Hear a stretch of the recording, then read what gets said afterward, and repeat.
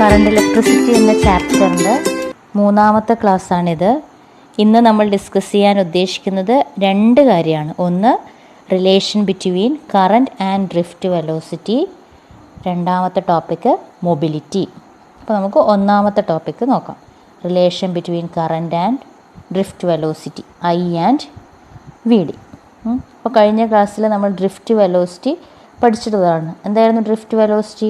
ഒരു electric field apply ചെയ്താൽ കണ്ടക്ടറിലുള്ള free electrons electric ഫീൽഡിന് ഓപ്പോസിറ്റായിട്ട് മൂവ് ചെയ്യുന്ന ആവറേജ് വെലോസിറ്റിക്കാണ് നമ്മൾ എന്ത് പറയുന്നത്? ഡ്രിഫ്റ്റ് വെലോസിറ്റി എന്ന് പറയാം. അതായത് നമ്മളൊരു കണ്ടക്ടർ കൺസിഡർ ചെയ്യാണ്.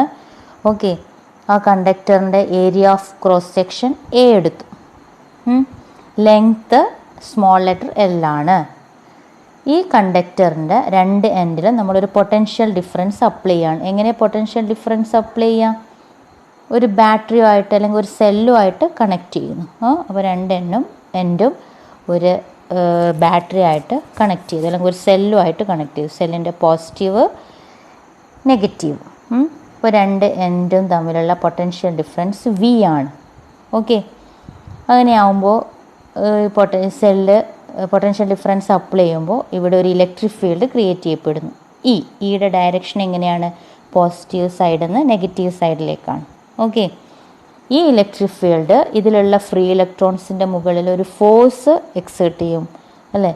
ആ ഫോഴ്സ് കാരണം ഈ ഇലക്ട്രോൺസ് എന്ത് ചെയ്യുന്നു? ഇലക്ട്രിക് ഫീൽഡിന് ഓപ്പോസിറ്റായിട്ട് ഡ്രിഫ്റ്റ് ചെയ്യുന്നു. ഓക്കെ, അല്ലെങ്കിൽ മൂവ് ചെയ്യുന്നു. അത്രയായിരുന്നു നമ്മൾ കഴിഞ്ഞ ക്ലാസ്സിൽ പറഞ്ഞിട്ടുണ്ടായിരുന്നത്.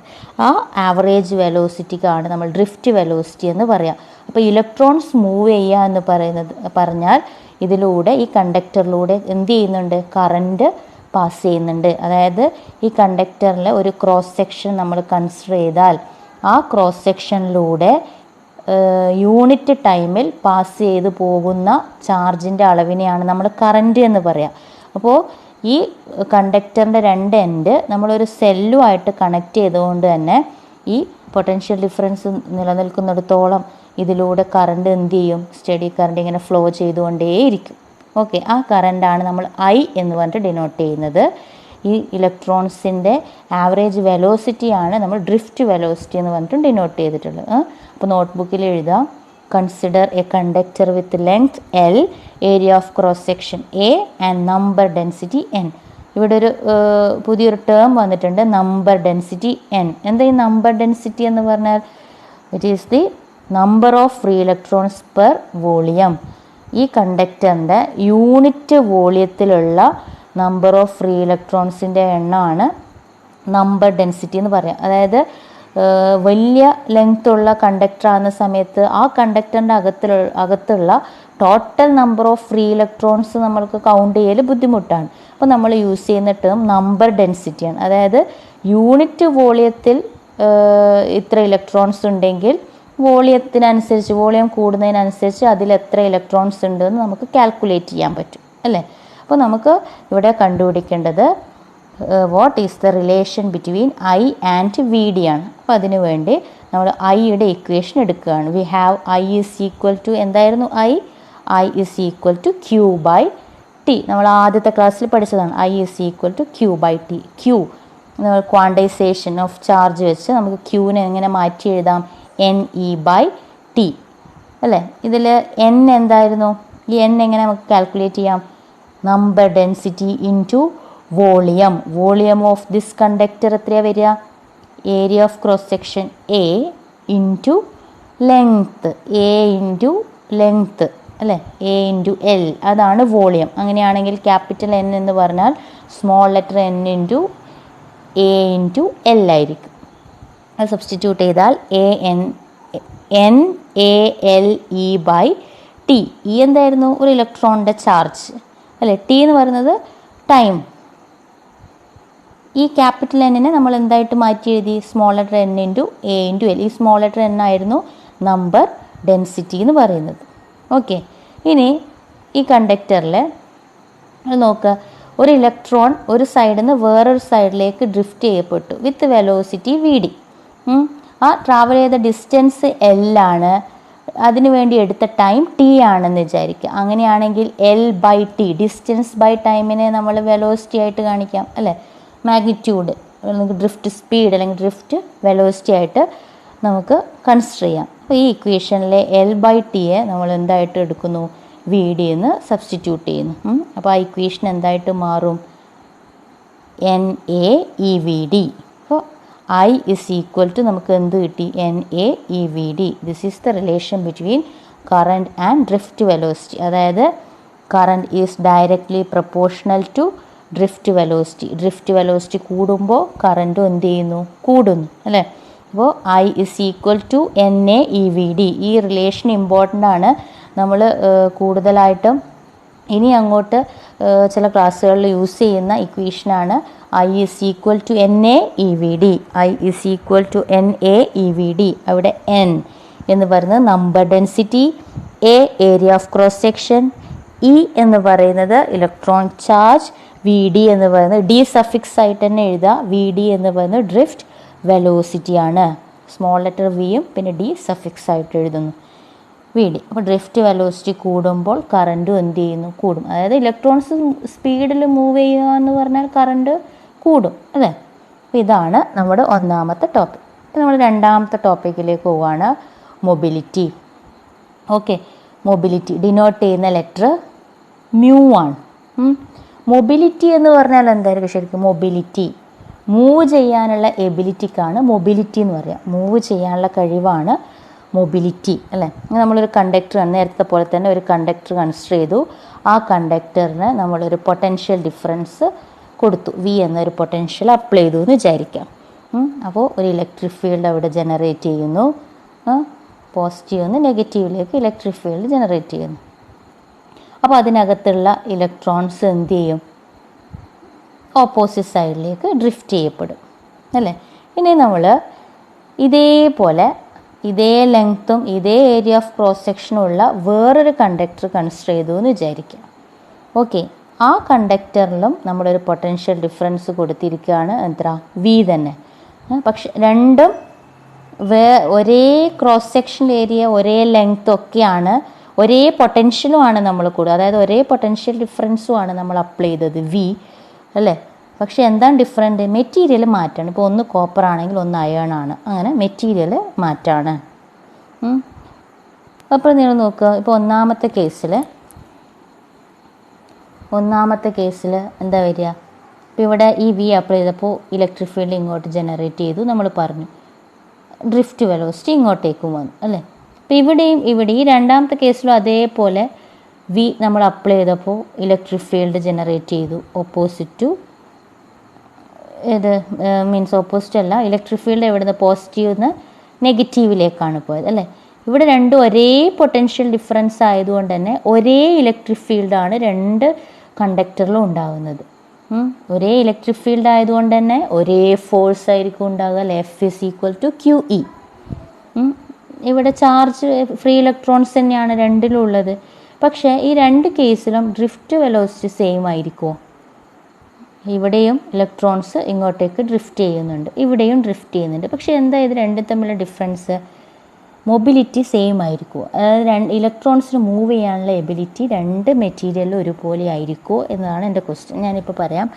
പിന്നെ ഒരു എക്സാമ്പിൾ പറയാം. നിങ്ങളൊരു ട്രോളി ഉന്തുകയാണെന്ന് വിചാരിക്കുക. സപ്പോസ് 10 കിലോഗ്രാം ഭാരമുള്ളൊരു ട്രോളി നിങ്ങളൊരു റോഡിലൂടെ ഉന്തുകയാണ്.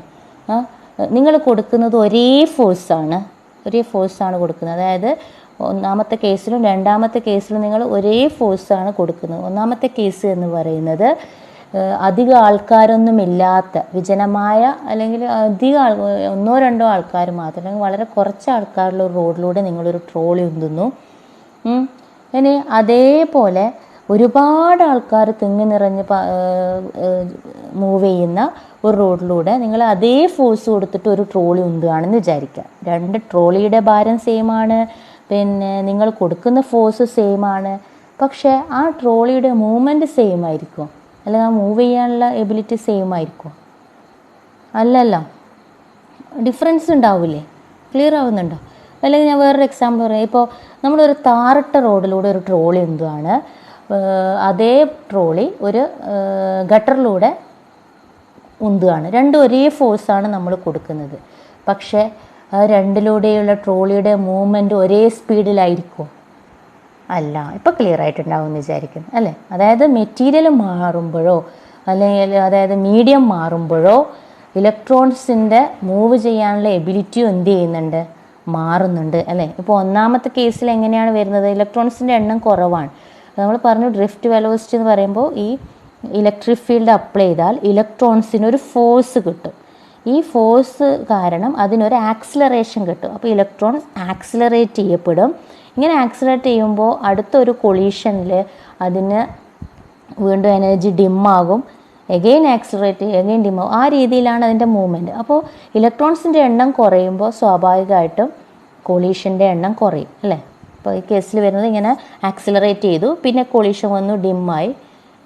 അതായത് ഇവിടെ നിന്ന് ഇപ്പോൾ ഇലക്ട്രോൺ സ്റ്റാർട്ട് ചെയ്തു, വെലോസിറ്റി കൂടി, ആക്സിലറേഷൻ എന്ന് പറഞ്ഞാൽ വെലോസിറ്റി കൂടി വന്നു, പിന്നെ കൊളീഷൻ നടക്കുമ്പോൾ അത് കുറഞ്ഞു, എഗെയിൻ കൂടി വന്നു, കുറഞ്ഞു, അങ്ങനെ ഒരു ഓപ്പോസിറ്റ് സൈഡിലേക്ക് എത്തുന്നു. ഈ കേസിലാകുന്ന സമയത്തോ കൊളീഷൻ്റെ എണ്ണം കൂടുതലായി, കൂടുതൽ ആൾക്കാരുണ്ട് അല്ലേ? അപ്പോൾ ഒന്ന് ആക്സിലറേറ്റ് ചെയ്യുന്നു, കൊളൈഡ് ചെയ്യുന്നു, വീണ്ടും ആക്സിലറേറ്റ് ചെയ്യുന്നു, കൊളൈഡ് ചെയ്യുന്നു, വീണ്ടും ആക്സിലറേറ്റ് ചെയ്യുന്നു. ഇങ്ങനെ അതായത് ഇപ്പോൾ ആക്സിലറേറ്റ് ചെയ്തു, അപ്പോൾ കൊളീഷനായി, വീണ്ടും ഡിമ്മായി, എഗെയിൻ ആക്സിലറേറ്റ് ചെയ്തു, ഡിമ്മായി. പക്ഷേ കൊളീഷൻ കൂടുതലായതുകൊണ്ട് ഈ രണ്ട് കേസിലും നിങ്ങൾ നോക്കുക, ഇവിടെ ആ ഇലക്ട്രോൺ സ്പീഡിൽ അപ്പുറത്തേക്ക് എത്തും അല്ലേ? കാരണം കൊളീഷൻ്റെ എണ്ണം കുറവാണ്. ഇവിടെ പക്ഷെ അങ്ങനെയല്ല, ഇടയ്ക്കിടയ്ക്കേ കൊളീഷൻ നടക്കുന്നതുകൊണ്ട് അതിന് ആ ഒരു ആക്സിലറേഷൻ നീണ്ടു നിൽക്കുന്നില്ല അല്ലേ? അപ്പോൾ അത് ഡിഫറൻസ് ഉണ്ട്. അത് മനസ്സിലാക്കാൻ വേണ്ടി ടീച്ചർ പറഞ്ഞതേ ഉള്ളൂ. ഈ ഫിഗറൊന്നും നിങ്ങൾ വരേണ്ടതില്ല. അപ്പോൾ എന്താണ് മൊബിലിറ്റി എന്നുള്ളതാണ്. മൊബിലിറ്റി ഏതിനെ ഡിപ്പെൻഡ് ചെയ്യുന്നുണ്ട്? ഈ ഡ്രിഫ്റ്റ് വെലോസിറ്റിയെ ഡിപ്പെൻഡ് ചെയ്യുന്നുണ്ട് അല്ലേ? അതായത് സ്പീഡ് കൂടുമ്പോൾ മൊബിലിറ്റി കൂടുതലാണ്, ഈ മൂവ് ചെയ്യാനുള്ള എബിലിറ്റി കൂടുന്നു. ഓക്കെ, നമുക്ക് നോക്കാം എന്താണ് mobility. It is the ability of the charged particle to move in a medium. നമ്മളിവിടെ ഇലക്ട്രോണിൻ്റെ മൊബിലിറ്റിയാണ് പറഞ്ഞത് അല്ലേ? എങ്ങനെ നമുക്കത് മെഷർ ചെയ്യാം? It is the drift velocity per unit electric field. Drift velocity per unit electric field, അതായത് ഇക്വേഷനായിട്ട് എഴുതുകയാണെങ്കിൽ mu is equal to V D by E. ഇവിടെ വി ഡി വെക്റ്റർ നൊട്ടേഷൻ കൊടുക്കുന്നതുകൊണ്ടാണ് magnitude of drift velocity by E. നമ്മളിവിടെ magnitude മാത്രമേ consider ചെയ്യുന്നുള്ളൂ. എന്ത് consider ചെയ്യുന്നില്ല? ഡയറക്ഷൻ കൺസിഡർ ചെയ്യുന്നില്ല. ഡയറക്ഷൻ കൺസിഡർ ചെയ്താൽ ഇലക്ട്രോണിൻ്റെ കേസിൽ ഇത് നെഗറ്റീവായി പോകും അല്ലേ? എന്തുകൊണ്ട്? ഇപ്പോൾ ഡ്രിഫ്റ്റ് ഇലക്ട്രിക് ഫീൽഡ് അങ്ങോട്ടാണ്, പോസിറ്റീവ് നിന്ന് നെഗറ്റീവിലേക്ക്. പക്ഷേ ഡ്രിഫ്റ്റ് സ്പീഡ് നെഗറ്റീവ് നിന്ന് പോസിറ്റീവിലേക്കാണ്. ഇത് എപ്പോഴും ഓപ്പോസിറ്റാണ്. അപ്പോൾ ഇവിടെ ഒരു നെഗറ്റീവ് സൈൻ വരൂലേ? അപ്പോൾ അത് ഒഴിവാക്കാൻ വേണ്ടി മ്യൂ എപ്പോഴും പോസിറ്റീവ് ആയിരിക്കും. ഏത് ചാർജ്ഡ് പാർട്ടിക്കിൾ ആണെങ്കിലും മ്യൂ ഈസ് ഓൾവേസ് പോസിറ്റീവ്. അതുകൊണ്ടാണ് അവിടെ മാഗ്നിറ്റ്യൂഡ് നമ്മൾ കൺസിഡർ ചെയ്തത്. ഓക്കെ, അത് ഇലക്ട്രോൺസ് ആണെങ്കിലും ഹോൾസ് ആണെങ്കിലും ഒക്കെ മൊബിലിറ്റി എന്തായിരിക്കും? പോസിറ്റീവായിരിക്കും. ഇനി നമുക്ക് ഇതിൻ്റെ യൂണിറ്റാണ് അറിയേണ്ടത്. യൂണിറ്റ് എങ്ങനെ നമുക്ക് കൺസിഡർ ചെയ്യാം? വെലോസിറ്റിയുടെ unit metre per second divided by electric ഫീൽഡിൻ്റെ യൂണിറ്റ് എന്താ? Volt per metre. Newton per coulomb എന്നുള്ള യൂണിറ്റും ഉണ്ട്. രണ്ടാമത്തെ ചാപ്റ്ററിൽ നമ്മൾ ഇലക്ട്രിക് ഫീൽഡിൻ്റെ യൂണിറ്റ് വോൾട്ട് പെർ മീറ്റർ എന്ന് പഠിക്കുന്നുണ്ട്. അപ്പോൾ അതാണ് ഇവിടെ യൂസ് ചെയ്തത്. അങ്ങനെ വരുന്ന സമയത്ത് M by M raise to -1. ഈ എം റേസ് ടു -1 മുകളിലേക്ക് വരുമ്പോൾ എന്താവും? എം റേസ് ടു 1 ആവും. അപ്പോൾ M square V raise to -1 second raise to -1. നിങ്ങൾ ശ്രദ്ധിക്കേണ്ടത് നോട്ട്ബുക്കിൽ എഴുതുമ്പോഴായാലും ഈ വി വോൾട്ട് എന്ന് പറയുന്ന വി ക്യാപിറ്റൽ ലെറ്ററാണ്. ഓക്കെ, പക്ഷേ ഡ്രിഫ്റ്റ് സ്പീഡ് അല്ലെങ്കിൽ ഡ്രിഫ്റ്റ് വെലോസിറ്റിയുടെ വി സ്മോൾ ലെറ്റർ വി ആണ്. അതെപ്പോഴും ശ്രദ്ധിക്കുക. നിങ്ങൾ നോട്ടിൽ എഴുതുമ്പോൾ ആ രീതിയിൽ തന്നെ മാറിപ്പോകാതെ എഴുതാൻ ശ്രദ്ധിക്കണം. അപ്പോൾ യൂണിറ്റ് എന്ത് കിട്ടി നമുക്ക്? Metre square volt inverse second raise to -1. Okay, ഇങ്ങനെ നമുക്ക് ഇക്വേഷൻ കിട്ടി. Metre square V raise to -1 second raise to -1. ഇനി നമ്മൾ ഡ്രിഫ്റ്റ് വെലോസിറ്റിയുടെ ഇക്വേഷൻ പഠിച്ചിട്ടുണ്ടായിരുന്നു, E tau by M. Okay, ആ ഇക്വേഷൻ സബ്സ്റ്റിറ്റ്യൂട്ട് ചെയ്താൽ മ്യൂക്ക് നമുക്ക് വേറൊരു ഇക്വേഷൻ വീണ്ടും കിട്ടും അല്ലേ? എന്താ വരിക? അത് mu is equal to E tau by M E അല്ലേ? അതായത് ഈ ക്യാൻസൽ ചെയ്താൽ നമുക്ക് കിട്ടുന്ന ഇക്വേഷൻ ഇ ടോ ബൈ, ഇവിടെ നിങ്ങൾ ചിലപ്പോൾ കൺഫ്യൂഷൻ വരും, വി ഡി ഡ്രിഫ്റ്റ് വെലോസിറ്റിയുടെ ഇക്വേഷൻ നമ്മൾ പഠിച്ചത് minus E tau by M അല്ലേ, പക്ഷെ എന്താ ഇവിടെ മൈനസ് എടുക്കാതിരുന്നേ? എന്താ എടുക്കാതിരുന്നേ മക്കളെ? കാരണം ഇവിടെ മാഗ്നിറ്റ്യൂഡ് മാത്രമേ എടുക്കുന്നുള്ളൂ. ആ നെഗറ്റീവ് സൈൻ എന്താ ഇൻഡിക്കേറ്റ് ചെയ്യുന്നത്? ഇലക്ട്രിക് ഫീൽഡിന് ഓപ്പോസിറ്റ് ആണ് ഡ്രിഫ്റ്റ് വെലോസിറ്റി എന്നാണ്. നമ്മളിവിടെ ഡയറക്ഷൻ എടുക്കുന്നില്ല, അതുകൊണ്ടാണ് ആ നെഗറ്റീവ് സൈൻ ഈ ഇക്വേഷനിൽ എടുക്കാതിരുന്നത്. അപ്പോൾ ഈ ക്യാൻസൽ ചെയ്താൽ മ്യൂ ഇസ് ഈക്വൽ ടു നമുക്ക് കിട്ടുന്നത് ഇ ടോ ബൈ എം. ഇതും മൊബിലിറ്റിയുടെ ഇക്വേഷൻ തന്നെയാണ്. മൊബിലിറ്റി എന്ന് പറഞ്ഞാൽ magnitude of drift velocity by E, V D by E, അതല്ലെങ്കിൽ ഇ ടോ ബൈ എം എന്ന് കിട്ടി. ഇനി ഈ ഇവിടെ ഡയമെൻഷണൽ ഫോർമുല ടീച്ചർ എഴുതിയിട്ടുണ്ട്. Dimensional formula is M raise to -1 T square A. അതായത് ഡയമെൻഷണൽ ഫോർമുല കണ്ടുപിടിക്കാൻ ഈ ഇക്വേഷൻ യൂസ് ചെയ്യുന്നു, ഇ ടോ ബൈ എം. അപ്പോൾ ഡയമെൻഷണൽ ഫോർമുല കാണാൻ നമ്മൾ ഓരോ ക്വാണ്ടിറ്റിയുടെയും ഡയമെൻഷൻ എന്ത് ചെയ്താൽ മതി? സബ്സ്റ്റിറ്റ്യൂട്ട് ചെയ്താൽ മതി. അപ്പോൾ ഇയുടെ ഡയമെൻഷൻ സബ്സ്റ്റിറ്റ്യൂട്ട് ചെയ്യണം അല്ലേ? അത് ചാർജിൻ്റെ ഡയമെൻഷൻ എന്താ? I is equal to Q by T. അതായിരുന്നു ഇക്വേഷൻ. അതിൽ Q, charge is equal to current into time. അപ്പോൾ ഡയമെൻഷൻ എന്ത് വരും? Ampere into T, A into T. പിന്നെ ടൈം, റിലാക്സേഷൻ ടൈമിൻ്റെത് എഗെയിൻ ടി. അപ്പോൾ A T square by M. മാസിൻ്റെ dimension capital letter M അല്ലേ? ആ ഇക്വേഷൻ നമുക്ക് കിട്ടുന്നത് A T square M raise to -1. പക്ഷെ ഡയമെൻഷൻ നമ്മൾ എപ്പോഴും എഴുതുന്ന സമയത്ത് മാസിൽ എം എൽ ടി ആ ഒരു ഓർഡറിലാണ് എഴുതാറുള്ളത്. അതുകൊണ്ട് തന്നെ ഇവിടെ നമ്മൾ റീഅറേഞ്ച് ചെയ്ത് എഴുതുന്നതാണ് dimensional formula M raise to -1 T square A. ഇതാണ് മൊബിലിറ്റിയുടെ ഡയമെൻഷൻ. അപ്പോൾ മൊബിലിറ്റി രണ്ട് ഇക്വേഷനാണ് നമ്മൾ പഠിക്കുന്നത്. ഒന്ന് drift velocity by E, drift velocity കൂടുമ്പോൾ മൊബിലിറ്റി കൂടുന്നു. അല്ലെങ്കിൽ mu is equal to E tau by M. E electronic charge, tau relaxation time, M എന്ന് പറയുന്നത് mass of the electron. Relaxation time കൂടുമ്പോൾ മ്യൂ കൂടുന്നു അല്ലേ? ഈ ഒരു കേസിൽ നോക്കിയാൽ നമ്പർ ഓഫ് പാർട്ടിക്കിൾസ് കുറയുന്നു. നമ്പർ ഓഫ് പാർട്ടിക്കിൾസ് കുറയുമ്പോൾ കൊളീഷൻ കുറയുന്നു. കൊളീഷൻ കുറയുമ്പോൾ റിലാക്സേഷൻ ടൈം കൂടുന്നു. റിലാക്സേഷൻ ടൈം കൂടുക എന്ന് പറഞ്ഞാൽ ഡ്രിഫ്റ്റ് സ്പീഡ് കൂടുതലായിരിക്കും. അതുകൊണ്ട് തന്നെ മൊബിലിറ്റിയും എന്തായിരിക്കും? കൂടുതലായിരിക്കും. ക്ലിയർ? Okay, thank you.